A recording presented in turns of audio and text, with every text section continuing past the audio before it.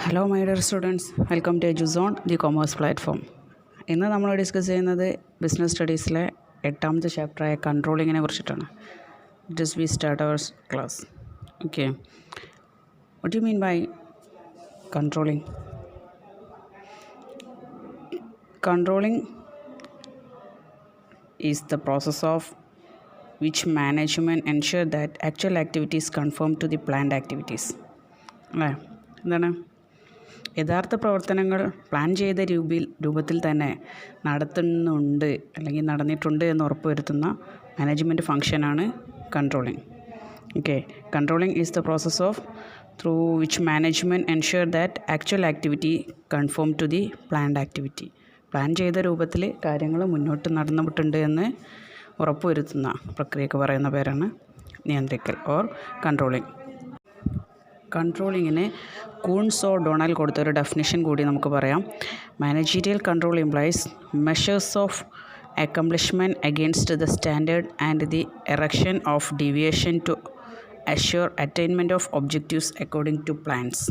അതായത് യഥാർത്ഥ ജോലി നിർവഹണത്തെ അവർ ചെയ്ത വർക്കിനെ അളന്നിട്ട് അതിൽ നിലവാരവുമായി താരതമ്യം ചെയ്യുക. ഓക്കെ, താരതമ്യം ചെയ്യുകയും പ്ലാനുകൾക്കനുസരിച്ച് ലക്ഷ്യങ്ങൾ സാക്ഷാത്കരിക്കുന്നു എന്ന് ഉറപ്പുവരുത്താൻ വ്യതിചലനങ്ങളെ തിരുത്തുകയും ചെയ്യുന്ന പ്രവർത്തനമാണ് മാനേജീരിയൽ നിയന്ത്രണം or controlling. Next topic features of controlling. കൺട്രോളിങ്ങിൻ്റെ ഫീച്ചേഴ്സ്, അതിൻ്റെ സവിശേഷതകളെ കുറിച്ചിട്ടാണ് നമ്മൾ പറയാൻ പോകുന്നത്. First one, goal oriented. അതായത് controlling is a goal oriented function. സത്യമാണ് അല്ലേ? കാരണം ലക്ഷ്യാധിഷ്ഠിതമാണ്. നമ്മൾ ആ പ്ലാൻ ചെയ്ത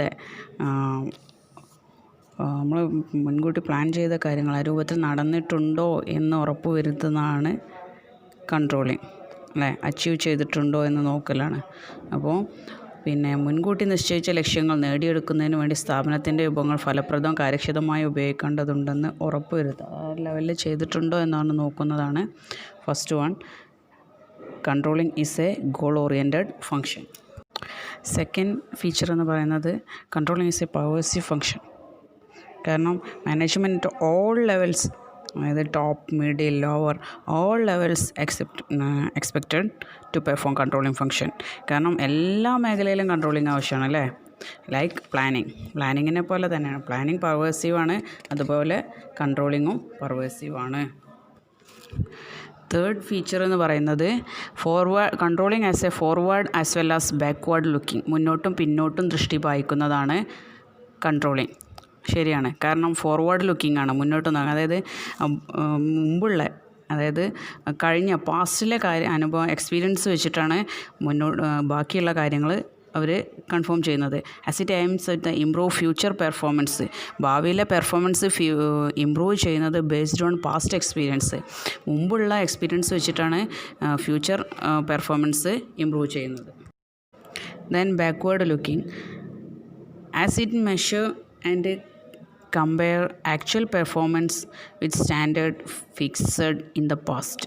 അതായത് മുമ്പ് നമ്മൾ പ്ലാൻ ചെയ്ത യഥാർത്ഥ പ്രകടനം എത്രയാണോ അവരുടെ പ്രസൻറ്റ് പെർഫോമൻസ്, അത് അളന്നതിന് ശേഷം നമ്മൾ പ്ലാൻ ചെയ്ത രൂപത്തിലായിട്ടുണ്ടോ എന്ന് പിന്നോട്ട് നോക്കുന്ന ബാക്ക്വേർഡ് ലുക്കിംഗ് ആണ്.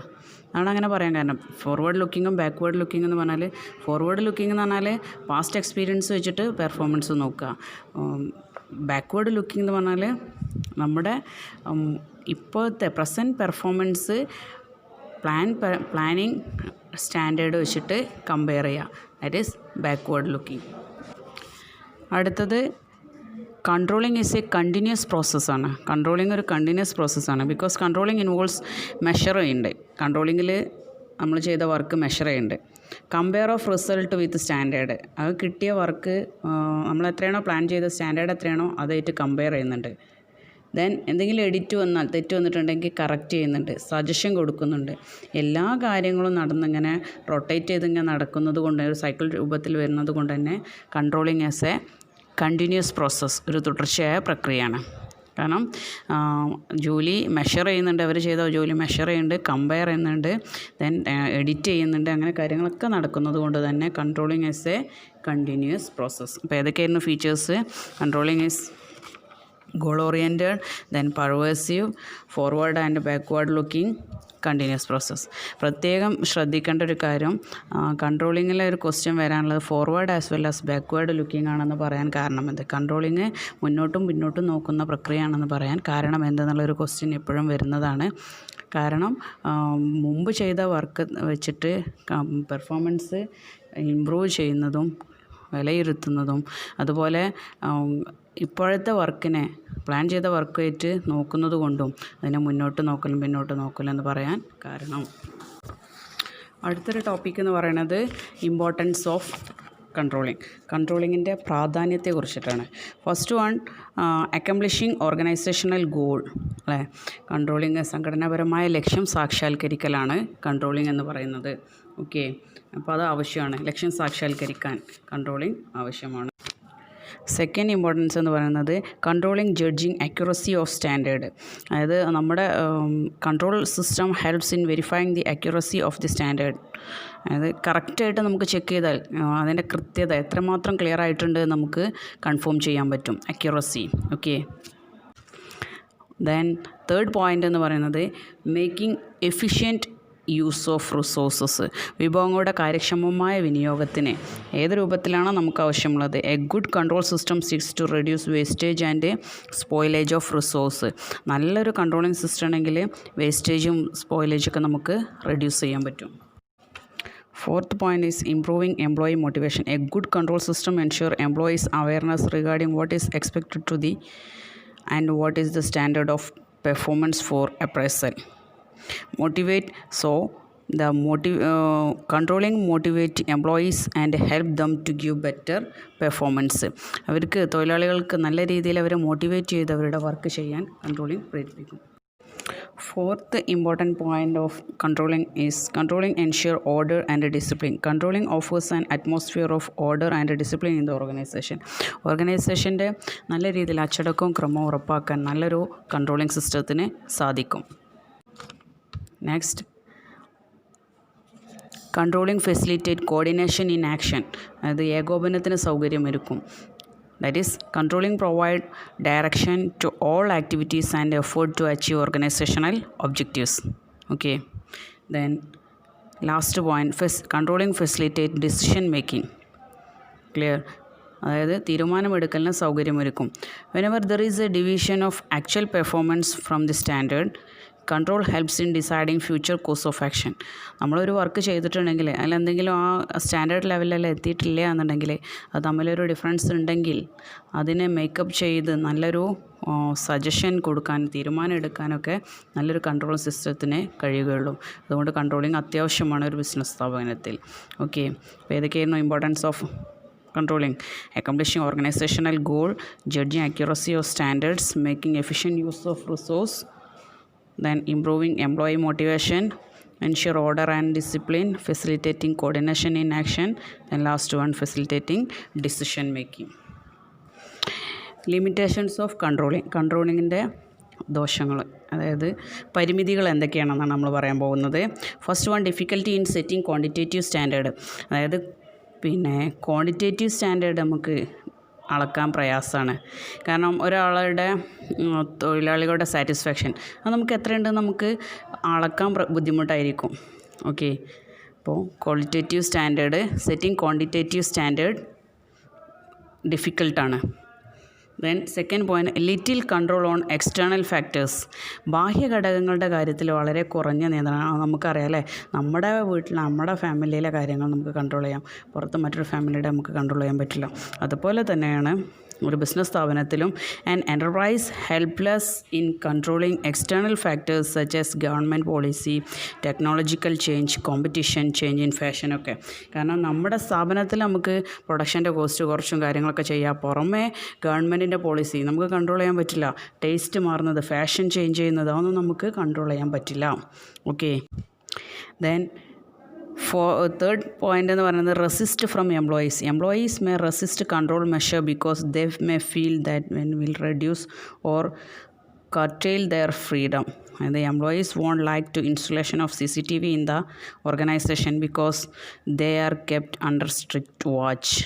അതിന് തൊഴിലാളികളുടെ ഭാഗത്തുനിന്ന് അതിനെതിരുണ്ടാവും. കാരണം നമ്മളൊരു സ്ഥാപനത്തെ നിയന്ത്രിക്കാൻ CCTV പോലുള്ള ഇൻസ്ട്രുമെൻറ്റ്സ് ഒക്കെ ഫിറ്റ് ചെയ്യും. പക്ഷേ പലരും അത് എതിർക്കും. കാരണം അവരുടെ ആ ഫ്രീഡം നഷ്ടപ്പെടുകയാണ്. അവർക്ക് മനസ്സിലാവും അവരെ ഫുള്ളായിട്ട് വാച്ച് ചെയ്യുന്നുണ്ടെന്ന്. അതൊരു ഫോൾട്ടായിട്ട് നമുക്ക് പറയാം. ദെൻ ലാസ്റ്റ് കോസ്റ്റ്ലി അഫെയറാണ്, നല്ല ചിലവുള്ളതാണ്. Enforcing effective control involves a lot of expenditure, time and effort. Small enterprise cannot afford to install all expensive control system. അതായത് ഇതിന് നമുക്ക് അത്യാവശ്യം ചിലവുണ്ട്. ഒരു കൺട്രോൾ സിസ്റ്റം മെയിൻറ്റെയിൻ ചെയ്ത് പോകണമെങ്കിൽ അത്യാവശ്യം ചിലവ്, നമുക്ക് ടൈമൊക്കെ വരുന്നുണ്ട്. അപ്പോൾ അതുകൊണ്ട് എല്ലാ ചെറിയ സ്ഥാപനത്തിലൊന്നും ഇതുപോലെയുള്ള കൺട്രോളിങ് സിസ്റ്റം ഒന്നും എഫക്റ്റീവ് ആവില്ല, അപ്ലൈ ചെയ്യാൻ പറ്റില്ല, അഫോർഡബിൾ അല്ല. പിന്നെ കൺട്രോളിങ്ങിൻ്റെ ചാപ്റ്ററിൽ ഒരു ഇമ്പോർട്ടൻ്റ് ടോപ്പിക് എന്ന് പറയുന്നത് relation between planning and controlling. പ്ലാനിങ്ങും കൺട്രോളിങ്ങും തമ്മിലൊരു ബന്ധമുണ്ട്. അത് എന്താണെന്നാണ് അടുത്തൊരു ടോപ്പിക്കായിട്ട് നമുക്ക് പറയാനുള്ളത്. കാരണം അതിൽ നമുക്ക് ക്വസ്റ്റ്യനായിട്ട് വരിക, planning and controlling are 2 sides of a coin. ഒരു കോയിൻ്റെ ഇരുവശങ്ങളുമാണെന്നാണ് പറയുന്നത്. കാരണം അത്രയും ഇമ്പോർട്ടൻ്റ് ആണ് പ്ലാനിങ്ങും കൺട്രോളിങ്ങും തമ്മിൽ, അത്ര റിലേഷനാണ് അവർ. എന്താണ് അവരുടെ ആ റിലേഷൻ എന്നാണ് അടുത്തത് നമ്മൾ പറയാൻ പോകുന്നത്. Relation between planning and controlling. ഈ ഗ്രാഫിലൂടെ നമുക്ക് നോക്കാൻ പറ്റും. Planning and controlling are inseparable twins of management. ഒഴിവാക്കാൻ പറ്റാത്ത മാനേജ്മെൻറ്റ് ഇരട്ടകളാണ് പ്ലാനിങ് ആൻഡ് കൺട്രോളിങ്. A control system purposes the existence of contained standards. These standards which serve as on the basis of controlling are provided by planning. അതായത് controlling are interrelated. Planning make controlling easier and effective. നല്ല plan ചെയ്താലേ controlling easy ആയി effective ആവുള്ളൂ. കാരണം ആ രീതിയിൽ നടന്നിട്ട്, controlling തന്നെ എന്താ, കറക്റ്റായിട്ട് നടന്നിട്ടുണ്ടോ എന്ന് നോക്കലാണ് കൺട്രോളിങ്, വിലയിരുത്തലാണ്. അതേസമയം planning means deciding in advance what is to be done in future. ഭാവിയിൽ നമ്മൾ എന്ത് ചെയ്യണമെന്ന് തീരുമാനിക്കുന്നത് പ്ലാനിങ് ആണ്. അതേസമയം ചെയ്ത പ്ലാനിങ് നല്ല രീതിയിൽ നടന്നിട്ടുണ്ടോ എന്ന് വിലയിരുത്തലാണ് കൺട്രോളിങ്. അത് തമ്മിലുള്ള ബന്ധമാണ് പറഞ്ഞത്. Controlling process reveal the short coming of plan and call for improvement in future planning. അത് കൺട്രോളിങ് പ്ലാൻ റിവീൽ ചെയ്യാണ്. അതേസമയം എന്തെങ്കിലും എഡിറ്റ് ചെയ്യാനുണ്ടെങ്കിൽ അത് കൺട്രോളിങ്ങിന് ശേഷമാണ് നമ്മളത് എഡിറ്റ് ചെയ്യുന്നത്. എന്തെങ്കിലും മാറ്റം നമ്മൾ സ്റ്റാൻഡേർഡ് ചെയ്ത രൂപത്തിലുണ്ടോ എന്ന് വിലയിരുത്തലാണ്. നെക്സ്റ്റ് ഇമ്പോർട്ടൻ്റ് ഒരു ടോപ്പിക് എന്ന് പറയുന്നത് കൺട്രോളിങ് പ്രോസസ്സാണ്, or stages of controlling or steps in controlling. First one, setting performance standard. First step in the controlling process is setting up the performance standard. Standard എന്ന് വിലയിരുത്താണ്, അതായത് പ്രകടനത്തിനുള്ള നിലവാരത്തെ നിശ്ചയിക്കലാണ്. അത് 2 രൂപത്തിൽ നമുക്കത് അതിൻ്റെ സ്റ്റാൻഡേർഡ് പറയാം. First one quantitative standard, then qualitative standard. അതായത് quantitative standard എന്ന് പറയുന്നത് standard set in terms of cost to be incurred, revenue to be earned, unit to be produced and sold, time to be taken to complete a task. അതായത് ഒരു വർക്കിൻ്റെ ഉൽപ്പാദന ചെലവ്, അങ്ങനത്തെ monetary ടേംസിലുള്ള കാര്യങ്ങൾ, പിന്നെ ജോലി പൂർത്തിയാക്കാൻ ആവശ്യമായ സമയം, ഇങ്ങനെയുള്ള കാര്യങ്ങളൊക്കെ ക്വാണ്ടിറ്റേറ്റീവ് അളന്ന് തിട്ടപ്പെടുത്താൻ പറ്റുന്നതാണ്. ഓക്കെ, ഇത്തരം കാര്യങ്ങളൊക്കെ സ്റ്റാൻഡേർഡാണ് ക്വാണ്ടിറ്റേറ്റീവ് സ്റ്റാൻഡേർഡ്.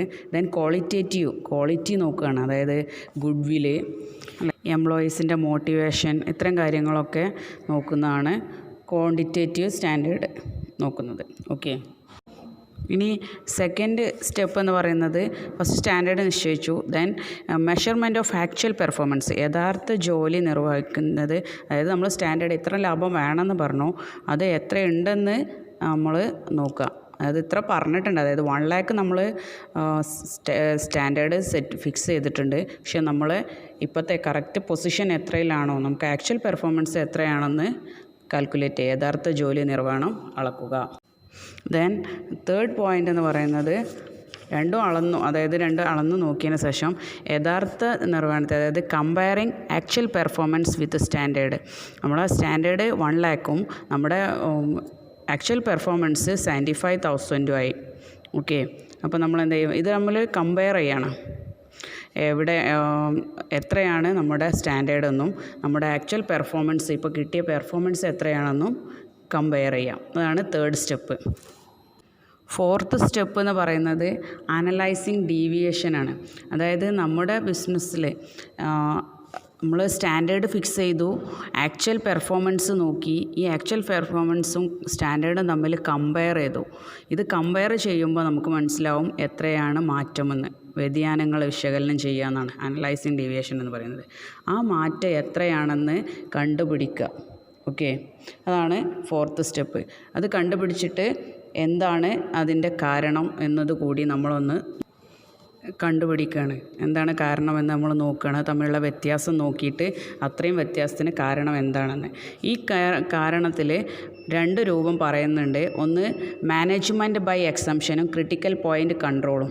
അതായത് 2 തത്വങ്ങളാണ് ഈ അനലൈസിങ് ഡീവിയേഷനിൽ വരുന്നത്. പ്രധാനപ്പെട്ട ഒരു ടോപ്പിക്കാണ്. പല എക്സാമിനും ചോദിക്കുന്നുണ്ട് മാനേജ്മെൻറ്റ് ബൈ എക്സംഷൻ എന്നുള്ള കേസ് എന്താണ്, ആ പ്രിൻസിപ്പിൾ എന്താണെന്നുള്ള പല ക്വസ്റ്റ്യൻ പേപ്പറിൽ വരുന്നതാണ് മാനേജ്മെൻറ്റ് ബൈ എക്സെപ്ഷൻ. അതായത് നമ്മൾക്കറിയാം എല്ലാ കാര്യങ്ങളും നമ്മളെ കൺട്രോളിൽ വേണം എന്ന് പറയുമ്പോൾ നമുക്കൊന്നും നടക്കാൻ പറ്റില്ല. അതേസമയം ഇമ്പോർട്ടൻ്റ് ആയിട്ടുള്ള പോയിൻ്റുകൾ മാത്രം നമ്മൾ കൈകാര്യം ചെയ്യുക, മാനേജ്മെൻറ്റ് കൈകാര്യം ചെയ്യുക, ബാക്കിയുള്ളത് ആ ഡിപ്പാർട്ട്മെൻറ്റിനെ ഏൽപ്പിക്കുക. അത്തരം പ്രിൻസിപ്പിളാണ് മാനേജ്മെൻറ്റ് ബൈ എക്സംഷൻ. അതായത് അനുവദനീയമായ പരിധിയിൽ നിന്നുള്ള കാര്യങ്ങൾ അതിൻ്റെ വ്യതിയാനം മാത്രം മാനേജ്മെൻറ്റ് കൈകാര്യം ചെയ്യുക. That is management by exception. ഒരു എക്സാമ്പിൾ പറയുകയാണെങ്കിൽ നമ്മുടെ സ്റ്റാൻഡേർഡ് ഫിക്സ് ചെയ്ത് നമ്മളത് കമ്പയറൊക്കെ ചെയ്ത് അതിനെക്കുറിച്ച് അനലൈസ് ചെയ്ത സമയത്ത് നമുക്ക് ഒരു മൈന്യൂട്ടായിട്ട് നമ്മുടെ പ്രതീക്ഷിച്ചതിനേക്കാളും ഒരു 2-3% ഡിഫറൻസേ വന്നിട്ടുള്ളൂ. അത്തരം ഡിഫറൻസൊക്കെ നമ്മൾ എന്ത് ചെയ്യണം, അത് നമ്മൾ ആ ഡിപ്പാർട്ട്മെൻറ്റ് തന്നെ കൈകാര്യം ചെയ്യുക. ഇനി അതിന് പുറമെ ഒരു 7-8 അത്യാവശ്യം നല്ല ഡിഫറൻസ് വരികയാണെങ്കിൽ, നല്ല റേഞ്ചിൽ ഡിഫറൻസ് വരികയാണെങ്കിൽ അത്തരം കാര്യങ്ങൾ മാനേജർമാർ കൈകാര്യം ചെയ്യാം. ഇത്തരം പ്രിൻസിപ്പിളിന് പറയുന്ന പേരാണ് മാനേജ്മെൻറ്റ് ബൈ എക്സെപ്ഷൻ. അതായത് നമ്മൾ ബിസിനസ്സിന് മുൻകൂട്ടി നിശ്ചയിക്കപ്പെട്ട ലക്ഷ്യങ്ങളിൽ നിന്ന് യഥാർത്ഥ ജോലി നിർവഹണത്തിന് നിർണായകമായ വ്യതിയാനങ്ങൾ ഉണ്ടെങ്കിൽ മാത്രം അത് മാനേജ്മെൻറ്റിൻ്റെ ശ്രദ്ധയിൽ കൊണ്ടുവരാൻ നിർദ്ദേശിക്കുന്ന ആശയമാണ് മാനേജ്മെൻറ്റ് ബൈ എക്സംഷൻ, അല്ലെങ്കിൽ അതിനെ മറ്റൊരു പേരിൽ അറിയും control by exception. Management by exception or control by exception. അതായത് നേരിയ മൈന്യൂട്ടായിട്ടുള്ള ഡിഫറൻസ് ആണെങ്കിൽ അത് ആ ഡിപ്പാർട്ട്മെൻറ്റ് നോക്കുക, അല്ലാന്നുണ്ടെങ്കിൽ അതിനെ മാനേജേഴ്സ് കൺട്രോൾ ചെയ്യാം. That is management by exception. ഇനി last step and important step എന്ന് പറയുന്നത് ടേക്കിംഗ് കറക്റ്റീവ് ആക്ഷൻ, തിരുത്തൽ നടപടികൾ സ്വീകരിക്കുക. അതായത് നമുക്കൊരു ഫോൾട്ട് വന്നു, ആ ഫോൾട്ട് നമുക്ക് മനസ്സിലായി, എവിടെയാണ് ഫോൾട്ട് വന്നത് നമ്മൾ അനലൈസ് ചെയ്തു. അപ്പോൾ ഇനി എന്ത് ചെയ്യണം, ആ അനലൈസ് ചെയ്തത് ഇനി ആവർത്തിക്കാതിരിക്കാൻ, ആ തെറ്റ് ഇനി ആവർത്തിക്കാതിരിക്കാൻ വേണ്ട നടപടികൾ നമ്മൾ സ്വീകരിക്കണം. ഓക്കെ, അത് മൈന്യൂട്ടായിട്ടുള്ളതൊക്കെ ആണെങ്കിൽ അത് നമുക്ക് ഓട്ടോമാറ്റിക്കായിട്ട് അങ്ങനെ ചെയ്യാൻ പറ്റും. പക്ഷേ അത്യാവശ്യം നല്ല ഡിഫറൻസ് ഉണ്ടെങ്കിൽ അതിനെതിരെയുള്ള നടപടികൾ സ്വീകരിച്ച് നമ്മൾ കാര്യങ്ങൾ മുന്നോട്ട് കൊണ്ടുപോകലാണ് last step, taking corrective action. അപ്പോൾ ഏതൊക്കെയായിരുന്നു മാനേജ്മെൻറ്റിൻ്റെ സ്റ്റെപ്പുകൾ, controlling step process? First setting performance standard, then measurement of actual performance measure ചെയ്യുക, then comparing actual performance with standard, then 4th analysing deviation, last taking corrective actions. ഇത്തരം കാര്യങ്ങളാണ് നമുക്ക് ഈ controlling എന്നുള്ള ചാപ്റ്ററിൽ പഠിക്കാനുള്ളത്. ഓക്കെ, ഇനി നമുക്ക് ലാസ്റ്റ് ഒരു ടോപ്പിക്ക് ഈ ചാപ്റ്ററിലുള്ളത് ടെക്നിക്സ് ഓഫ് മാനേജീരിയൽ കൺട്രോൾ. പ്രധാനമായിട്ടും control option techniques of controlling 2ആയിട്ട് ക്ലാസിഫൈ ചെയ്ത്, ഫസ്റ്റ് വൺ ട്രഡീഷണൽ ടെക്നിക്കും സെക്കൻഡ് വൺ മോഡേൺ ടെക്നിക്കും. പരമ്പരാഗത ടെക്നിക്കുകളും ആധുനിക ടെക്നിക്കുകളുമാണ്. ഈ പരമ്പരാഗത, അതായത് traditional techniques again classified into 4. അതായത് ഫസ്റ്റ് വൺ പേഴ്സണൽ ഒബ്സർവേഷൻ, വ്യക്തിഗത നിരീക്ഷണം. അതായത് എംപ്ലോയീസിനെ, ഇപ്പോൾ നമ്മൾ CCTVൻ്റെ കാര്യങ്ങളൊക്കെ പറഞ്ഞു അല്ലേ അതിൻ്റെ ഫീച്ചേഴ്സിൽ. അപ്പം CCTV അങ്ങനത്തെ എന്തെങ്കിലും കാര്യങ്ങളൊക്കെ വെച്ചിട്ട് അവരെ തൊഴിലാളികൾക്ക് മേലെ അവരുടെ കാര്യങ്ങൾ ഡയറക്റ്റായിട്ട് നിരീക്ഷിക്കുക, അല്ലെങ്കിൽ അവർ വർക്ക് ചെയ്യുമ്പോൾ അവരുടെ കാര്യങ്ങളൊക്കെ ഒന്ന് നോക്കുക. അതവർക്ക് തോന്നും, മാനേജേഴ്സ് അല്ലെങ്കിൽ ഇവരൊക്കെ നമ്മളെ നോക്കുന്നുണ്ട്, നമ്മളെ നിരീക്ഷിക്കുന്നുണ്ട്, അതുകൊണ്ട് നന്നായിട്ട് വർക്ക് ചെയ്യണം. അതൊരു ടെക്നിക്കാണ്, personal observation. Then second statistical report. അതായത് സ്റ്റാറ്റിസ്റ്റിക്കൽ റിപ്പോർട്ട് പറഞ്ഞാൽ നമ്മൾ പെർസെൻറ്റേജ്, പിന്നെ ശരാശരി ആവറേജൊക്കെ നോക്കിയിട്ട് നമ്മൾ അതിനെ വിലയിരുത്തുക. ദെൻ തേർഡ് പോയിൻ്റ് എന്നത് break even analysis. Break even analysis ലാഭനഷ്ടം എത്രയാണെന്ന് കണക്കാക്കുന്ന ഒരു ടെക്നിക്കാണ് break even analysis. Then budgetary control, അതായത് ബഡ്ജറ്റുകളുടെ സഹായത്തോടെ സ്ഥാപനത്തിൻ്റെ പ്രവർത്തനങ്ങൾ നിയന്ത്രിക്കുക. നമ്മൾ ഇതിലൊക്കെ ഒരുപാട് കാണാനല്ലേ ബഡ്ജറ്റ് അവതരിപ്പിച്ചു എന്ന്. അപ്പോൾ അതുപോലെ ഓരോ കാര്യങ്ങൾക്കും ഇത്ര ബഡ്ജറ്റിൽ അവതരണം നടത്തിയിട്ടുണ്ടെങ്കിൽ അവയിൽ എന്തെങ്കിലും മാറ്റമുള്ളത് നമുക്ക് പെട്ടെന്ന് മനസ്സിലാക്കാൻ പറ്റും. ഇത് ബജറ്റുകളുടെ സഹായത്തോടെ സ്ഥാപനത്തിൻ്റെ പ്രവർത്തനങ്ങളെ നിയന്ത്രിക്കുക എന്ന ടെക്നിക്കാണ് ബജറ്ററി നിയന്ത്രണം എന്ന് പറയുന്നത്. യഥാർത്ഥ പ്രകടനത്തെ, അതായത് ആക്ച്വൽ പെർഫോമൻസിനെ ബജറ്ററി കൺട്രോളുമായിട്ട് ഒന്ന് കമ്പയർ ചെയ്താൽ നമുക്ക് യഥാർത്ഥത്തിൽ എത്രയുണ്ടെന്ന് മനസ്സിലാക്കാൻ പറ്റും. ഓക്കെ, ഇതാണ് ട്രഡീഷണൽ മെത്തേഡുള്ള ഒരു ടെക്നിക്ക്. ഇനി നമ്മൾ രണ്ടാമത്തെ ടെക്നിക്ക് എന്ന് പറയുന്നത് മോഡേൺ ടെക്നിക്കാണ്, ആധുനിക ടെക്നിക്കാണ്. ആധുനിക ടെക്നിക്കിൽ പ്രധാനപ്പെട്ട ഒരു 4-5 ഐറ്റംസ് അതിലും വരുന്നുണ്ട്. അതിൽ first one return on investment, ROI, return on investment, നിക്ഷേപത്തിനുള്ള പ്രതിഫലമാണ്. അതായത് ന്യായമായ പ്രതിഫലം കിട്ടത്തക്ക വിധത്തിൽ മൂലധന നിക്ഷേപം ക്യാപിറ്റൽ ഫലപ്രദമായി ഉപയോഗിച്ചോ എന്ന് അളക്കുന്നതിനുള്ള അടിസ്ഥാന മാനദണ്ഡമാണ് റിട്ടേൺ ഓൺ ഇൻവെസ്റ്റ്മെൻറ്റ്. സ്ഥാപനത്തിൻ്റെ മൊത്തം പ്രകടനം അല്ലെങ്കിൽ ഓരോ വിഭാഗത്തിൻ്റെയും പെർഫോമൻസ് അളക്കാൻ വേണ്ടിയിട്ടാണ് റിട്ടേൺ ഓൺ ഇൻവെസ്റ്റ്മെൻറ്റ് അപ്ലൈ ചെയ്യുന്നത്. റിട്ടേൺ ഓൺ ഇൻവെസ്റ്റ്മെൻറ്റ്, നിക്ഷേപത്തിനുള്ള പ്രതിഫലം. റിട്ടേൺ ഓൺ ഇൻവെസ്റ്റ്മെൻറ്റ് കാണാനുള്ള ഇക്വേഷൻ എന്ന് പറയുന്നത് ROI = net income divided by total investment. അറ്റ വരുമാനത്തിൽ നിന്ന് ടോട്ടൽ മൊത്തം നിക്ഷേപം ഡിവൈഡ് ചെയ്താൽ നമുക്ക് റിട്ടേൺ ഓൺ ഇൻവെസ്റ്റ്മെൻറ്റ് കിട്ടും. ദെൻ നെക്സ്റ്റ് മെത്തേഡ് എന്ന് പറയുന്നത് ratio analysis. Ratio analysis is a simple technique used for analysing and interpreting data connected in a financial statement. This work done through computation of accounting ratios. Okay, അതായത് നമ്മുടെ business സ്ഥാപനത്തിൻ്റെ 2 മെത്തേഡുകൾ, നമ്മുടെ അവിടെ details എത്രയാണോ, നമ്മുടെ performance എത്രയാണോ, ഇത് വെച്ചിട്ട് നമ്മളൊരു റേഷ്യോ രൂപത്തിൽ, അനുപാത രൂപത്തിൽ വിശകലനം ചെയ്യണം. ധനപരമായ സ്റ്റേറ്റ്മെൻറ്റുകളിലെ ഘടകങ്ങളെ വ്യാഖ്യാനിക്കുന്നതിനും അപഗ്രഥിക്കുന്നതിനും ഉപയോഗിക്കുന്ന വിശാലമായ ലളിതമായ ഒരു ടെക്നിക്കാണ് അനുപാത വിശകലനം. ഓക്കെ, അതായത് ഫിനാൻഷ്യൽ സ്റ്റേറ്റ്മെൻറ്റുകളിലെ 2 അക്കങ്ങൾ തമ്മിലുള്ള ബന്ധത്തിൻ്റെ ഗണിതശാസ്ത്രപരമായ ആവിഷ്കാരമാണ് അക്കൗണ്ടിങ് അനുപാതം എന്ന് പറയുന്നത്. ഓക്കെ, ഇനി അടുത്തൊരു മെത്തേഡ് എന്ന് പറയുന്നത് റെസ്പോൺസിബിലിറ്റി അക്കൗണ്ടിങ്, അതായത് ഉത്തരവാദിത്ത അക്കൗണ്ടിങ്. ഓരോ സ്ഥാപനത്തിലെയും വ്യത്യസ്ത സെക്ഷനുകൾ, ഡിപ്പാർട്ട്മെൻറ്റുകൾ, ഡിവിഷന്, ഇവരൊക്കെ ഓരോ സെൻറ്ററാക്കണം. അവർക്ക് ഓരോ റെസ്പോൺസിബിലിറ്റി സെൻറ്റർ എന്നുള്ള രൂപത്തിൽ അവരെ കൈകാര്യം ചെയ്യണം. ഓരോ ഡിപ്പാർട്ട്മെൻറ്റാക്കിയിട്ട് അവരെ ഓരോ ഡിപ്പാർട്ട്മെൻറ്റിനും ഓരോ റെസ്പോൺസിബിലിറ്റി കൊടുക്കുകയാണ്. ഓക്കെ, അതിന് first cost centre. Then responsibility അക്കൗണ്ടിങ്ങിലെ first cost centre. Cost centre എന്ന് പറയുന്നത് is a location or person or a department equipments which cost may be ascertained and used for the purpose of cost control. അതായത് ഓരോ ഡിപ്പാർട്ട്മെൻറ്റിനെ അവരെ ഏൽപ്പിക്കുകയാണ്, അവരുടെ ഒരു സെൻറ്ററായിട്ട് തന്നെ അവരെ വർക്ക് ചെയ്തിട്ട് കോസ്റ്റ് സെൻറ്റർ ആ ഒരു കോസ്റ്റിൻ്റെ കാര്യങ്ങൾ മാത്രം, ആ സ്ഥാപനത്തിൻ്റെ ചിലവ് കാര്യങ്ങൾ മാത്രം കൈകാര്യം ചെയ്യുന്ന ഒരു ഡിപ്പാർട്ട്മെൻറ്റാക്കി തിരിക്കുകയാണ്. ദെൻ സെക്കൻഡ് റവന്യൂ സെൻറ്റർ എന്നത് a segment of an organisation which is primarily responsible for earning revenue is called revenue centre. അതായത് അവരുടെ വരുമാനത്തിനനുസരിച്ചിട്ട് എത്ര റവന്യൂ വേണം ആ ഒരു ലെവലിൽ അവർ ഓരോ ഡിപ്പാർട്ട്മെൻറ്റിനെ തന്നെ സെൻറ്റർ ചെയ്യാണ്, ഓരോ ഡിപ്പാർട്ട്മെൻറ്റ് രൂപത്തിൽ. ഇതൊരു സ്ഥാപനത്തിൻ്റെ ഒരു വിഭാഗം പ്രാഥമികമായും വരുമാനം ഉണ്ടാക്കുന്ന കാര്യത്തിൽ ഉത്തരവാദിത്തം ഉണ്ടാകുമ്പോൾ ആ വിഭാഗത്തെ റവന്യൂ സെൻറ്റർ എന്ന് പറയും. ദെൻ തേർഡ് പോയിൻ്റ് എന്നത് പ്രോഫിറ്റ് സെൻറ്റർ. നമുക്കറിയാവുന്ന കാര്യമാണ് അല്ലേ.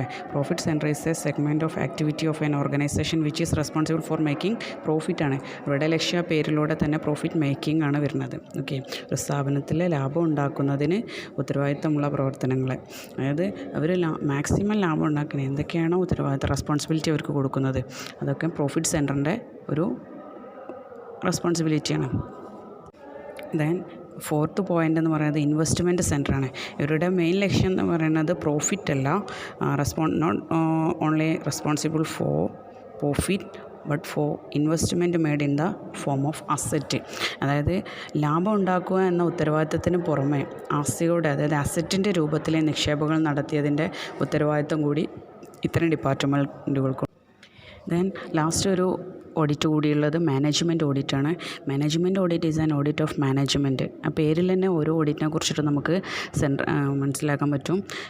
It refers to systematic evaluation of the overall performance of the management of an organisation. അതായത് ഓവറോൾ പെർഫോമൻസ് ആണ്, ഓരോ സെക്ഷൻ വൈസ് ആയിട്ടല്ല, മാനേജ്മെൻറ്റിനെ കുറിച്ച്, അതായത് ഒരു സംഘടനയുടെ മൊത്തം മാനേജ്മെൻറ്റ് പ്രകടനത്തെക്കുറിച്ചുള്ള ക്രോണോളജിക്കൽ ലെവലിൽ വിലയിരുത്തലിനെ സൂചിപ്പിക്കുന്നതാണ് മാനേജ്മെൻറ്റ് ഓഡിറ്റ്. അപ്പോൾ നമ്മൾ ഇനി മോഡേൺ ടെക്നിക്സിൽ നമ്മൾ ഈ കാര്യങ്ങളൊക്കെ പറഞ്ഞു. ഇനി ഉള്ളത് PERT ആൻഡ് CPM ആണ്. PERT means programme evaluation and review technique. Then CPM means critical path method. ഈ രണ്ട് മെത്തേഡ് കൂടി ഇതിൻ്റെ കൺട്രോളിങ്ങിൻ്റെ ടെക്നിക്സിൽ ഉൾപ്പെടുന്നതാണ്. പിന്നെ ലാസ്റ്റ് എന്ന് പറയുന്നത് management information system. Management information system എന്ന് പറയുന്നത് കമ്പ്യൂട്ടർ ബേസ്ഡ് ഇൻഫർമേഷൻ സിസ്റ്റമാണ്. Provide information and support to management for taking effective business decision. അതായത് ബിസിനസ്സിൻ്റെ കാര്യങ്ങൾ, വിവരങ്ങളും പിന്തുണയും നൽകുന്ന, പിന്നെ കമ്പ്യൂട്ടർ ബേസിൽ ഉപയോഗിക്കുകയാണ്. വിവരങ്ങൾ ഗുണമേന്മയുള്ളതാകണമെങ്കിൽ പുതിയതും കൃത്യതയുള്ളതുമായിരിക്കണം.